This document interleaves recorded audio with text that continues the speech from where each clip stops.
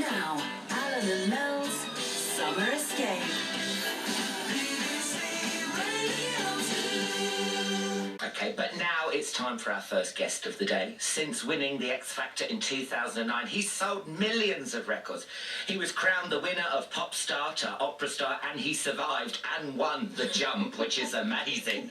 He just released his 5th studio album, Saturday Night at the Movies. Joe McElderry is next, and to get us in the mood, here he is with his X Factor winner's song.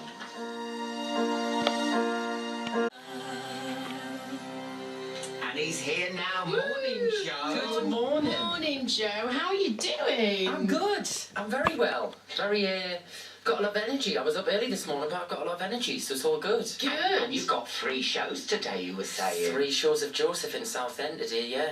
Oh, It's is that the intense. Pavilions? Yeah, so this is our first... we've finished the first half of the tour in June. Yeah. And I went off and did my own stuff and new album and everything, and then this is the opening week in Southend before we go back round the UK again. So it's the end of the first week. How do you get the energy for 3 shows, though? It's quite a big thing, isn't it? Yeah, I mean, the great thing is the show and the music is the energy, that gives you the energy itself, but it's more like mentally. Once you've done 2 shows, you think, all right, all right, I'm done for the day, and then you do the 3rd one, you think, I've done all of this before, and you start like second guessing all the lyrics and everything. Oh. It's really strange. Like you have to really, by the last show, I have to really concentrate. Yes. Otherwise, there's trouble. Oh. And you know, at the Pavilions, there's a lovely fish and chip shop across the road. Trust you to know that. Because I had an amazing show. They're doing me stand-up, but I had that slump halfway through because I had like a massive fish and chips before I went on stage. I made the mistake in Weymouth of doing that when we're doing Joseph, and I had fish and chips about an hour before the show, and I got halfway through the show, and I thought I'm going to throw up all over the place. But you get that awful thing, don't you? Like when you eat fish and chips afterwards. Yeah. Amazing when you eat them, and then you're like, oh my God, Why did I do that? Yes. Never again. Oh my gosh, lessons in showbiz, eh? I should write a book. You I should. How to be a star.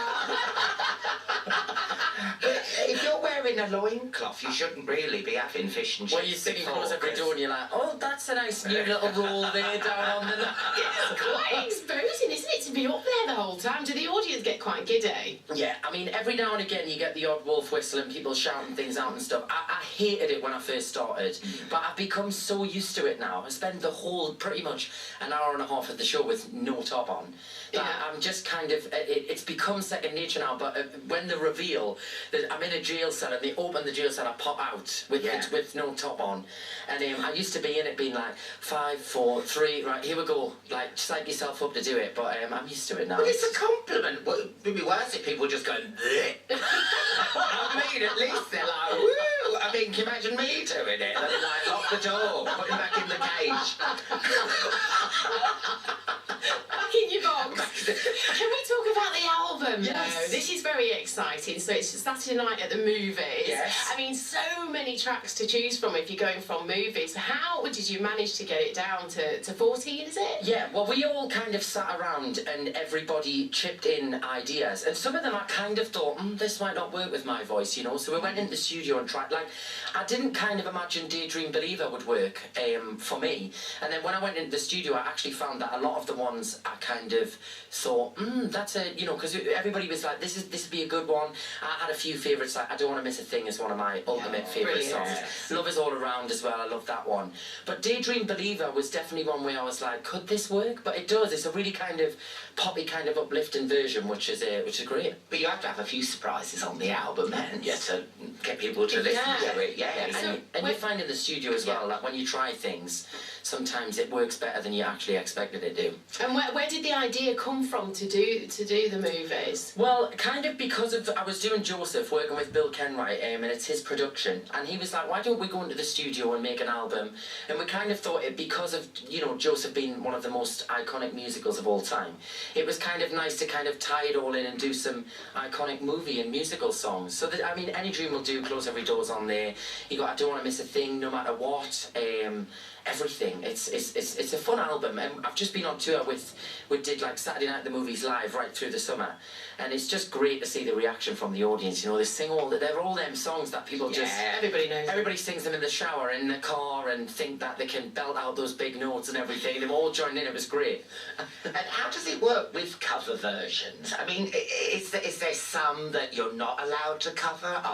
Was there any that you tried to sing? You went, do you know, that's just not right for my voice? Well, I'm sure. I think originally when I first came off X Factor, they wanted to do "Don't Stop Believing" as a single. Oh, and yeah. I'm sure. I mean, I might be wrong about this, but I'm sure there was some kind of dispute over whether we could release it or not because of like Journey's kind of control over it. Some of them do. Yes. I think Queen's a bit like Yeah. that. Yeah, they cost a fortune Yes. to It's like licensing things and stuff. Yeah. But most songs you can do, and I'm always really conscious about covers of not trying to change them too much. Yes. Because everybody always makes a big thing about trying to make them different, and sometimes that's worse than actually just singing them in your own style as the original I agree, version. because as an audience person, you just think, oh, why are you messing about with it Yeah. if it's the classic? People try and get too clever with it, you know, and they try and be like, oh, and because it's a cover, I have to make it different. But everybody has their own interpretation of a song, you know, so I always kind of I don't listen to the original before I go in the studio, and I just go in on the day and I record it how I would like it kind of sung, you know, if it was my version, and then that's kind of how I do it. I don't tend to rehearse from the original version, because then I think, without realising subconsciously, you end up copying some of the things. Yeah. So I kind of just go in and just do it how I would want it to sound. You've been on tour quite a lot with your concert Yes. tour. What things from home do you always take with you? I'm really boring with stuff like that, you know. I don't really have, I mean, there's not really anything I take. You don't have any rituals or anything that you have to sort of... Fish and chips before the show. I take a fish and chip job. I take my workout stuff. I always take my workout stuff to do like workout. I like to do a workout before the show. Other than that, really, I mean... You work out before the show? Well, not right before, but like maybe like an hour before we do sound check. What sort of stuff do you have? Because obviously carrying weights from place to place is... Well, they have like, I'm lucky obviously, they take the truck with the band and the set and everything on. Yeah. So I can kind of whack stuff in there and not have to take it. But I do like a lot of kind of hit interval training and stuff like that. But just, it keeps you, well, you know as well, but being on tour, it's all about not getting a bug or getting ill. Because once you get a bug on tour, you can't get rid of it, you know? Oh, I know. So because you run down a lot of the time. Yeah, so I find doing a workout kind of stops us from getting that like slump, you know, and feeling rough. Sometimes I hate it and I don't want to do it, but it has to be done. I've got to ask you, what's your favourite service station? Because Really? Are we actually going there? No, We're going seriously. there. Oh no! This is showbiz again. This is the touring thing. And they always have like each service station. I always know which one has an M&S. You know, you do. Weatherby Services is great. That's lovely. That's a big one. There's also one whenever you go like towards Western Supermare, and it's got the grass over the top of it, and it's really. Oh yeah, I know the one. Is it Gloucester Services? It's before them. It's after the Our audience will be falling asleep. I'm on the verge. But this is what people don't understand. You spend. It's like, you know, your Clackett Lane's got a new. And you always know how far you are from home, but I'm like, oh, we're near the services now, so we're nearly home, you know? Yeah. Well, Well, if I'm we've so got any jealous of the pair of yours lifestyles, I have to say.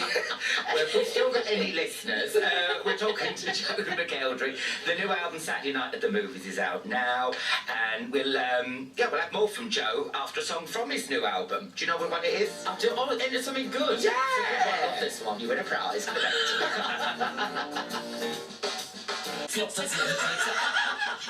That's from his album Saturday Night at the Movies, which is out now.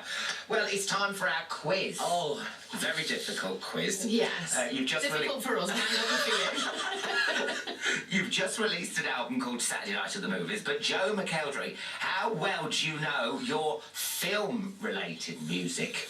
Let's play. How well do you know your film songs? Okay, so question number one. In 1990, this song by the Righteous Brothers was used in which American film?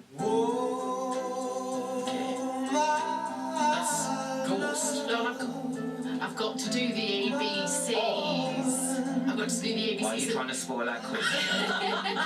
Just calm yourself. So, Unchained Melody by the Righteous Brothers, is it Pretty Woman, Right. Ghost, or An Officer and a Gentleman? So B. B! Yes! Yes. So I had to do it, and rules are rules, and we have to play the game That's properly. Right. We're firm but fair. Mel just mentioned Pretty Woman. Which artist sang this song on the film's soundtrack?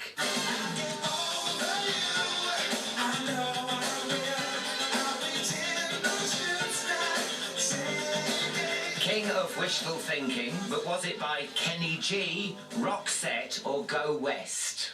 I'm gonna say... I have no idea, but I'm gonna guess A. Kenny G. Yes. No, it's Go West. Go West. Doesn't Kenny G just play a saxophone? He doesn't Yes, sing. he doesn't sing. Oh, well. Right, number 3. Sorry, I'm not mocking you. I'm just, yeah.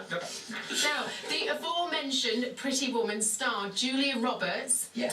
In 1999, which of her films included this song? She may be the face I can't forget, the trace of pleasure. So that's She by Elvis Costello. What was the film? My Best Friend's Wedding, Notting Hill, or Steel Magnolia? I don't think she was in Notting Hill, so... Was she in Notting Hill? Sorry to laugh. Mel! Was she in Notting Hill? It's a quiz, Joe. You're not supposed to I'm ask so us glad the at this. question. We asked you the question. Have you done a quiz before? So, My Best Friend's Wedding, Notting Hill, or Steel Magnolia? I'll say It's not. It's Notting Hill. Oh, damn! One of their most famous roles. This is not... Was that one of my most famous... I'm terrible for things like that. Yeah, clearly. Mel, Yeah. do not come and insult our guests. You've only got... I'm Is that first? teasing. Yes, what are you going to be like by the fifth one? Don't there. Sorry, I'm Bare joking. knuckle by one. This standard was featured in the 1954 film A Star Is Born, but who sang it? Tonight is bitter, the stars have lost their glitter, the winds It's The Man That Got Away. Well, was it sung by Ann Miller, Judy Garland, or Marilyn Monroe? B. Correct. That was a very confident B, thank goodness. Well done. Right, number 5. Barbara Streisand sang this song in which of her movies? Can you hear me? Papa, can you Wait, shall I ask you? I've got confused. Right, Okay, so that's Papa, can you hear me? yes. So the film, is it Funny Lady, What's Up Doc, or Yentl? Oh my god. No, it's Yentl. Oh. Never mind, we've still got 5 more. Oh dear me, I'm so stressed. I know. You'd be relieved to get on stage today, weren't you? Oh, you're making a show. You know what? We might come down to Southend and just shout the questions at you as you perform it. Answer it. The movie musical Grease featured a hugely successful soundtrack album. Who sang the film's title song?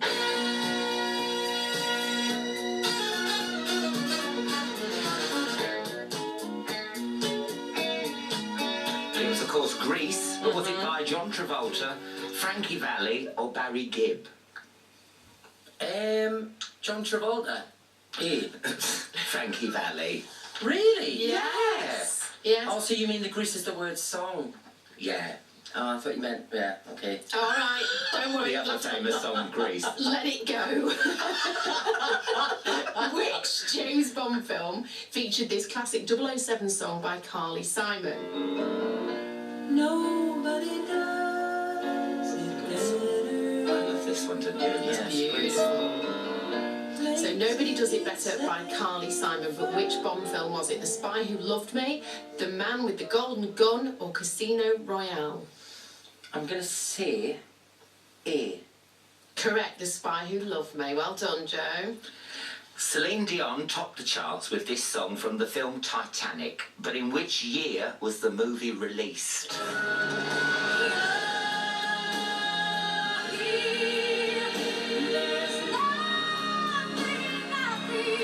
My Heart Will Go On by Celine Dion, but was it 1995, 1997 or 1999? I'm gonna say B, 1997. Correct.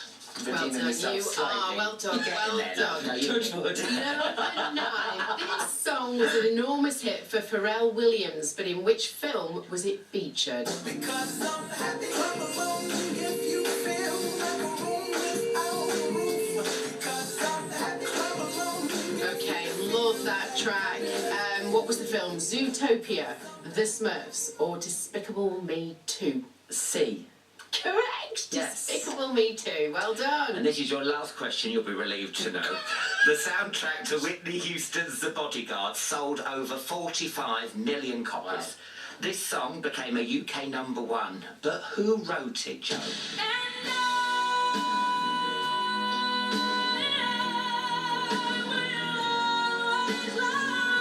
I Will Always Love You, of course, by Whitney Houston, but who wrote it? Was it Rod Stewart, Dolly Parton or Shaka Khan? B. Dolly Parton. Yes, You're right. correct. Well done. So how many was that? 6 out of 10. Well, that's not too No, bad. it's not. I thought I was Good. doing horrendous at the start. Yeah. I mean, I was. You know, you did really well because you went ghost without us even giving you a selection. I thought, oh, hey up. He's going to have 10 out of 10. I didn't know Julia Roberts' biggest role. Oh, it's been great to see you. Thank you. Thanks for having us. I've got to just read this out from Heidi Johnson. Looking forward to hearing Joe McElderry on BBC Radio 2 this morning. I've just enjoyed the best summer escape ever, following Joe and his Joseph friends around the country on his Saturday Night at the Movies tour. And now Joseph and his Technicolor Dreamcoat. Best Joseph ever. Bless He's a national treasure. What a voice. Such a lovely guy. Best thing since sliced bread. And she's done that emoji with the hearts for eyes. Oh, thank And I've you. got one here from Mags. You have a fellow Geordie here, Joe McElderry, on today. He won't tell you because he's too modest, but he's received 5-star reviews and been stated as the best sung Joseph. All true. He's a fabulous performer and what a voice. Such a lovely guy too. She needs to be my PR. Thank you very much. That's lovely. Yeah, Oh, well, lovely. thanks for coming in, Joe. Your new album, Saturday Night at the Movies, is out now, starring in the UK tour of Joseph and the amazing Technicolor Dreamcoat. Tonight in Southend for free performances. Yes. Then Woking, Dunfermline, Lowestoft, Manchester, Hull, Swansea and Newcastle. Thanks, Joe, and Thank have you. a fabulous time. Have a lovely weekend. Thank you. Thank you.